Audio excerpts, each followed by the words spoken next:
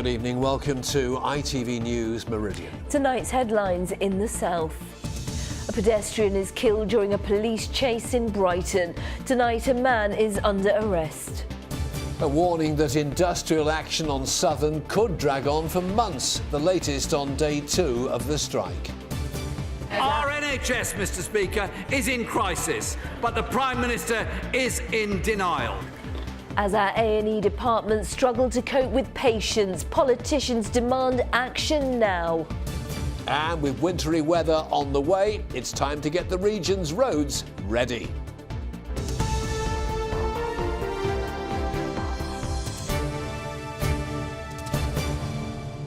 Good evening to you. 2 men are now under arrest tonight after a pedestrian was knocked down and killed by a car being pursued by police in Brighton. The 78-year-old victim died on St James's Street near to the Steen Gardens and the Brighton War Memorial shortly after 10 o'clock last night.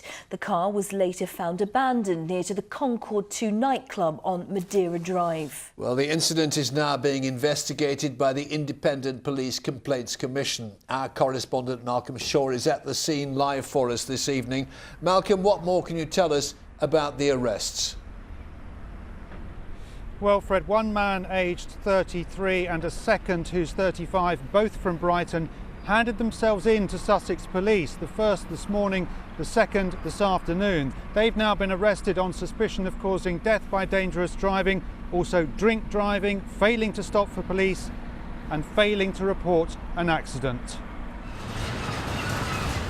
Scenes of crime officers have spent much of the day at the spot where a 78-year-old man was knocked down and killed. A large section of the old Steen was sealed off while police carried out a detailed forensic examination of the area. It was around 10 o'clock last night that a Vauxhall Astra, being pursued by police, struck the pedestrian near the junction with St James's Street. The driver of the Vauxhall drove on, leaving the pedestrian to die at the scene. On the corner, it was obvious the road was empty. It was obviously something had happened. There were blue lights flashing. So we looked across and it was clear there was no ambulance there. There was one police car, I think, and a body, and people crouched around looking at this person on the road. The pursuit began here in Bear Road after the Astra failed to stop for police. Officers followed the car into the city centre where the hit and run took place. The Vauxhall was later abandoned on Madeira Drive near the Concord 2 music venue. The victim was a local man said to be a regular customer at this bookmaker's. His death has shocked the community. I feel awful, really, you know what I mean? It hits you with 6, doesn't it? You know, when something like that happens, you know? I mean, he's a very nice, quiet man, you know? Well, I think it's very sad. You know, I still can't believe it. Tonight, police have appealed for anyone who witnessed what happened to contact them. Now, as well as the police inquiry, there's a separate investigation into what happened here last night. That's being carried out by the Independent Police Complaints Commission. That's standard practice in cases like this.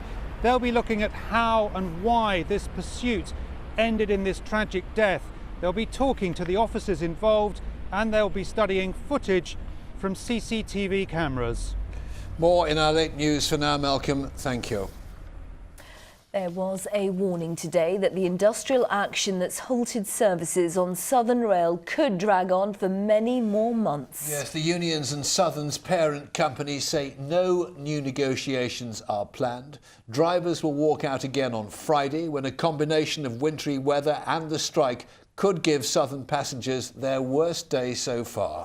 Well, our transport correspondent is live in Horsham tonight. So, Mike, strikes, ice and more walkouts at the end of the month. It could hardly be any worse, could it? Absolutely, and today's been another miserable day for hundreds of thousands of people, more than 2,000 trains cancelled. I think, look behind me, you can see the station Horsham tonight completely closed and deserted, never normally looking quite like this. Well, I spent the day talking to people who use the station both to go to work and rely on this station for a living. Rush hour at Horsham. The station is deserted and so are the replacement buses linking into South West trains. The busiest one only had 15 passengers at 6 this morning. Many saw just one. It's better now because they got a bus. It was terrible before they had a bus. It's taken too long to resolve. It shouldn't be beyond the wit of human beings to sort out a situation. So. The only queue were the station taxis, who say the strike is costing them a fortune. We've sat here, we've paid our permits this year, over £500, and we are not getting the work back for what we're doing. So, you know, I understand why they're on strike, but it's affecting too many others now, unfortunately. So we've got to do something about it. For most, it's a case of staying in London or working from home. I'm lucky that I have a very understandable employer. Some people don't have an understandable employer and they have to make the journey. I try not to work from home too much, just maybe a day a week. I have to coincide that with a strike day to make it more viable, if you like. So you have to constantly think about the strike days and how you're going to manage your time. But as the dispute rumbles on, passengers are taking matters into their own hands. In Sussex, one group is now trying to hire a commuter bus. I think we've got a band of maybe 20 or 30 people interested already. We just need them to spread the word and more people to become aware of it. Meanwhile, the drivers' union ASLEF say this CCTV image of a passenger being caught in a door and dragged along a platform is evidence driver-only operation is not safe. Both Southern and the train company involved insist it is, and it's now subject of a court case. But with no end in sight to the dispute, the situation remains massively disruptive for both passengers and business. Mike, no strike tomorrow. What are the prospects of a better service? Not much, I'm afraid. What we're hearing tonight is because drivers and trains not being in the right place because of the strike, there will be severe disruption tomorrow, particularly during the rush hour. The advice is check. You may find there are very few services, if any service was on some routes are running, particularly in the rush hour. The buses have been coming here tonight, again, not heavily used. We were talking to people on them a short time ago, and this was their latest reaction just a few minutes ago. The drivers have been very considerate, with the exception of the one school bus this morning. It's been a really pleasant journey, far better than Southern Railway. It's been a bit chaotic for me and my family. We've put my 2-year-old daughter in the car at 6:15 each morning to drive me to Dorking on time. I'm a teacher, so I can't take a day off. Some breaking news just in from GTR, who own Southern Railways. They say they will be going back to the Supreme Court, taking the drivers' union ASLEF, of course, involved in today's action over the next few days to try and prevent the 3-day strikes that are planned for the end of the year. So breaking news there tonight. Mike in Horsham, thank you.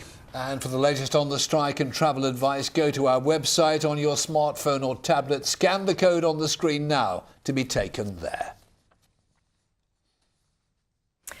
In other news, a 50-year-old man has been attacked by masked raiders at an Indian restaurant in Godalming. The men broke into the Rajasthan restaurant. The victim was taken to hospital with serious head injuries. A 26-year-old man has been arrested and released on bail. A driver who killed a cyclist when she became distracted by her children in the back of the car has been jailed for 20 weeks. Richard Ellis, who is 58, was taking part in a cycling event when he was struck in Wareham last April. The court heard how 27-year-old Laura Brayshaw from Portland turned around to tell one child off for throwing popcorn before the crash. Plans have been approved to demolish the derelict Bargate shopping centre in Southampton and build new shops, apartments and accommodation for 450 students. Work could start in the autumn. The pressure on some of our accident and emergency departments is so acute it is dominating the headlines and Parliament today. The Queen Alexandra Hospital in Portsmouth is on black alert. That means the system is under strain and the hospital is taking steps to deal with it. So is the Royal Sussex County Hospital in Brighton, which has been on black alert all week.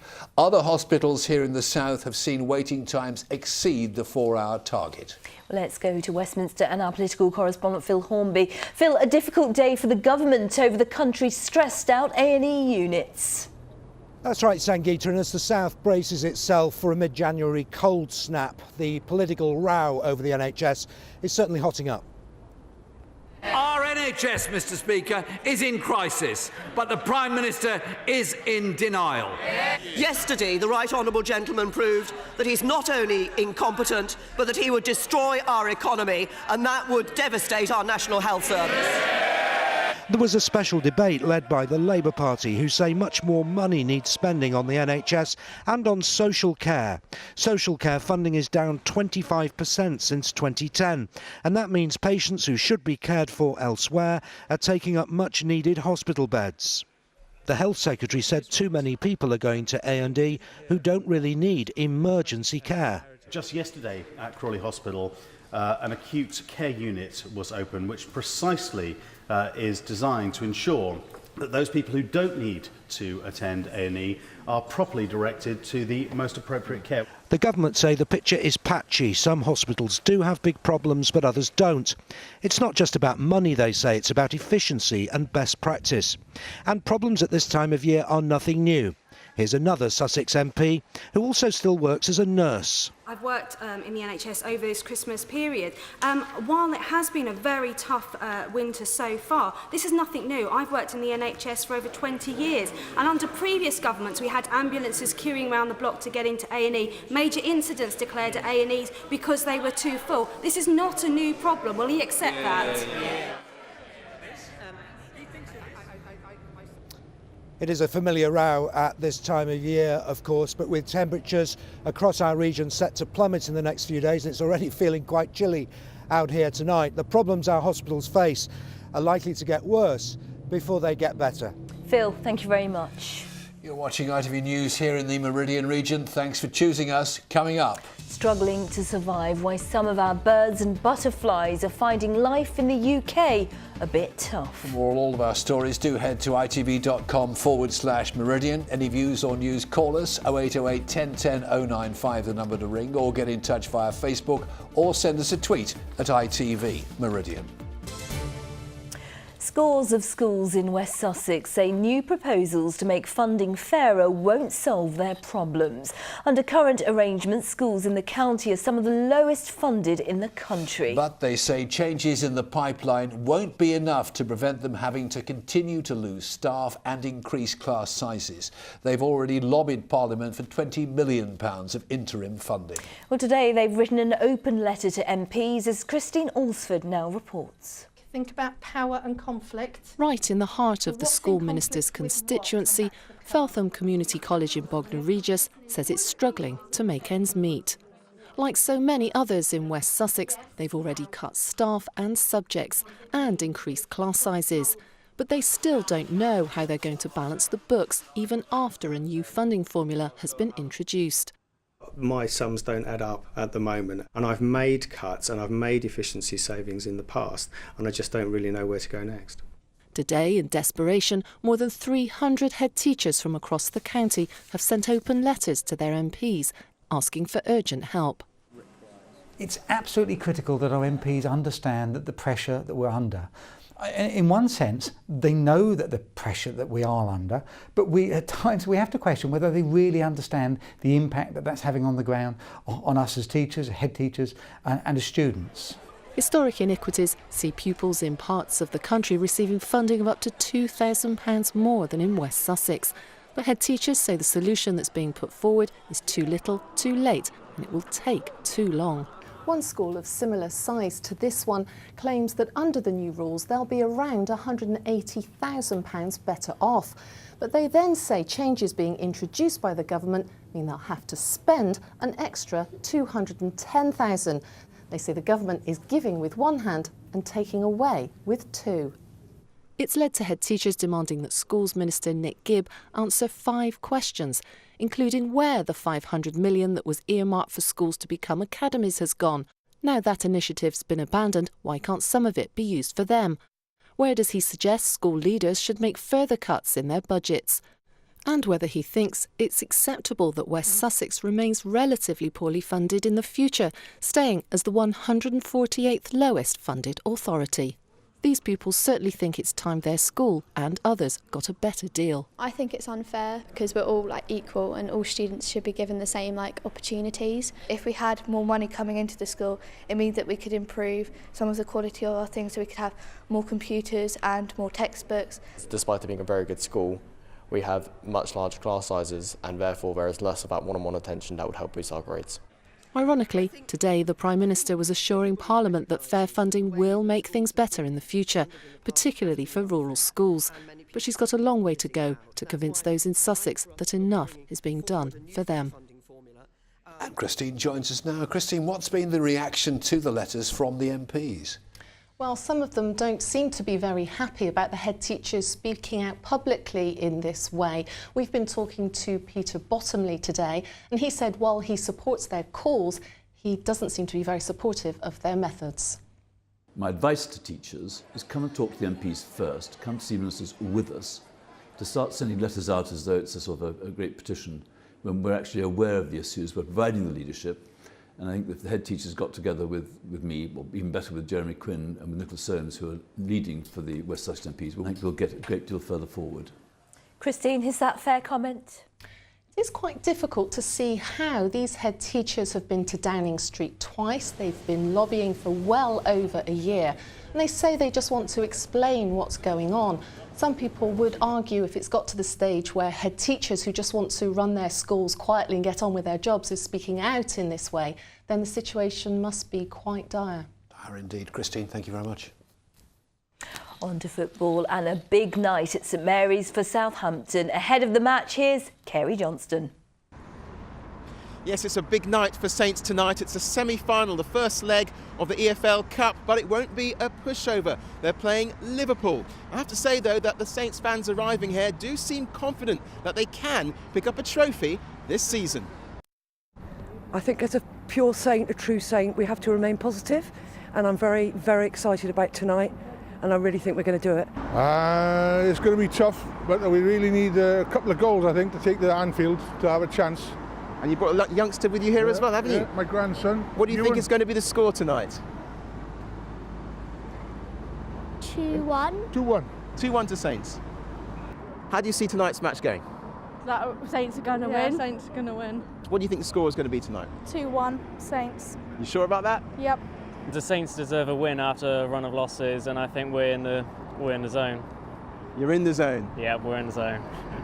Well, meanwhile, Saints manager Claude Puel says that they can progress in this competition despite losing 6-1 to Liverpool in the same cup last season.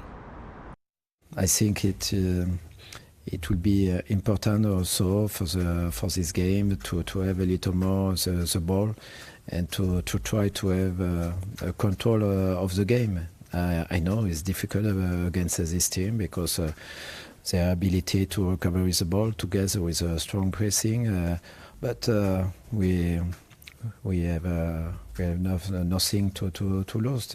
Just to play in the good level, to take pleasure, and to try to make an exploit. Well, some team news now, and Saints captain Jose Font will not feature tonight, having put in a transfer request last week. He's unlikely to be in Claude Puel's thinking as well before the end of the transfer window. Well, the kick-off tonight is at 7:45 p.m. We'll have a full match report in tomorrow night's programme. Gary, thank you. Look forward to it. Now, as we've mentioned, the weather is set to turn much colder overnight. There's even a chance of the horrible white stuff. And we don't want it, but showers could turn wintry with a risk of sleet or snow. Well, tonight the gritters will be loading up with salt for spreading to keep us all on the move. With the details, here's Lauren Hall. It's been a while since we last had scenes like this here in the south. This time last year, our winter felt more like spring with unseasonably mild weather. This week, though, we're set to experience far colder conditions and could even see some snow.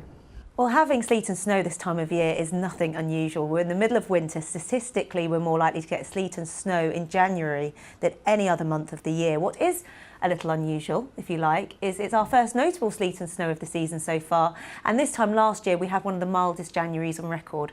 So it just goes to show our weather never goes to plan. Across the country, there are depots like this one filled with thousands of tonnes of salt. And a fair bit of it is expected to be used this week to keep Britain moving. For those working here, the colder it gets, the busier it gets. They have to ensure all the gritters are stocked up, ready to go.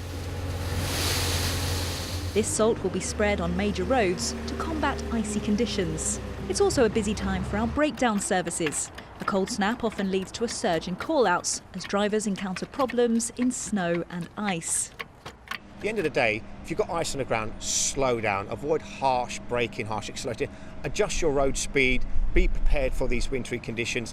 Off the roads and in our homes, we're told there's more we need to do to prepare for the cold snap. The Association of British Insurers is urging homeowners to watch out for frozen and burst water pipes. Meanwhile, the charity says those who are ill or elderly are particularly vulnerable to the cold weather. Are they stocked up? Have they got enough food in? Keep an eye on them, check whether their electric blanket's working, all of those things. So it's keep an eye on your family, keep an eye on your neighbours, make sure they're doing all right.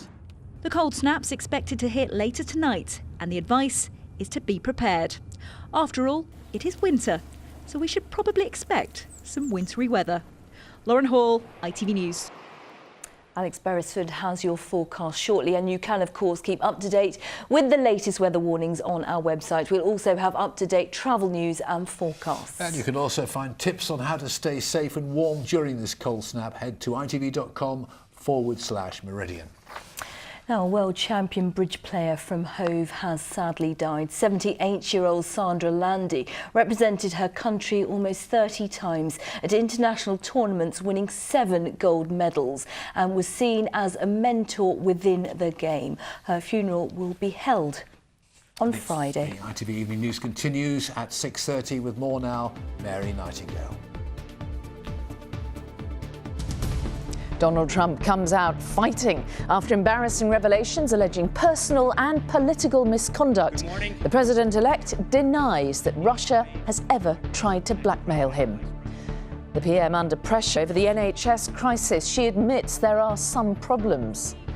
And high winds close the Forth Bridge as Britain prepares for a burst of wintry weather. Well, do join me for those stories and more at 6:30.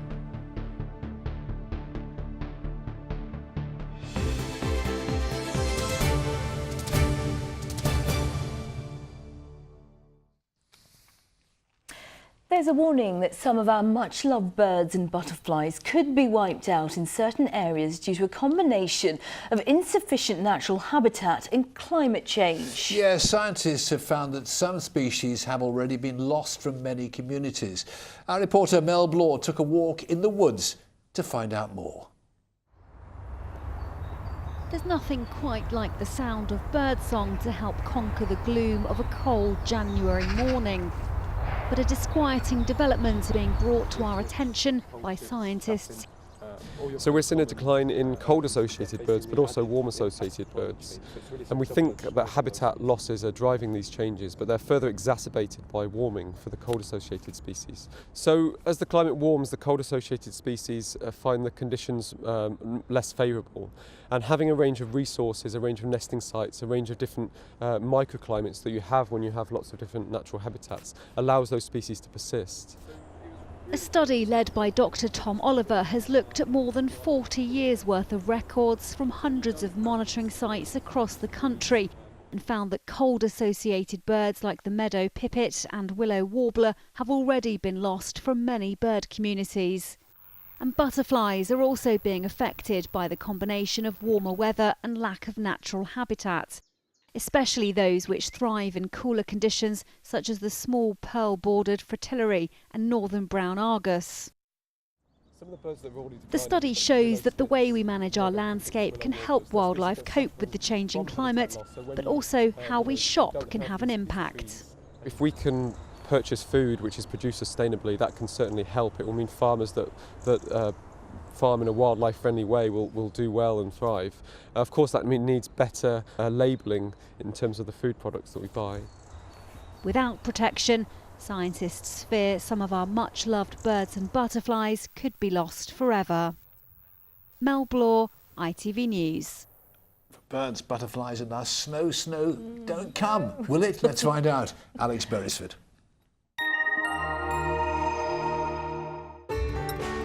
From blizzards to pool, driving through Europe.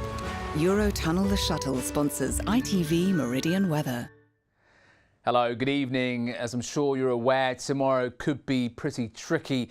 The conditions are going to be quite variable. We're waking up to rain pushing in from the west, heavy and persistent. Towards the end of the day, that rain is likely to be turning to sleet and snow. The winds also picking back up through the daytime, so it could make driving conditions on the tricky side, especially if we've got snow blowing around. The Met Office do have a number of warnings in place, as you can see. We are in the yellow warning area across the south, so we could see maybe 2 to 5 centimetres falling in places, enough to cause some disruption and also cause some icy stretches overnight into Friday. But for tonight, it is a quiet picture.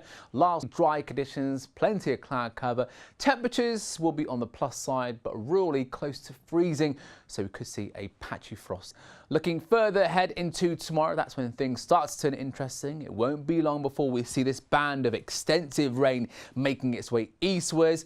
And just see out towards the west there, it will start to turn wintry, pushing eastwards across the region. As I say, 2 to 5 centimetres is possible in places. We'll keep a watchful eye on this as we go through the next 24 hours. Temperatures are going to be chilly, feeling much colder in that northwesterly breeze, quite bitter, probably feeling more like 2 or 3 degrees Celsius. So make sure you do wrap up warm. If you are heading towards the coast, do take a note of the times of high water up on screen now. Now looking further ahead, it will start to quieten down. It certainly stays chilly, but on the bright side. Good evening, go carefully. Eurotunnel the Shuttle sponsors ITV Meridian Weather. Thanks, Alex. And weather updates on our website. In just a moment, though, we've got the ITV Evening News with Mary Nightingale. Stacey Paul's got our late news, so do join her if you can. But for now, from the team here at ITV Meridian, thank you very much, as ever, for watching. Take care. Bye-bye. Bye.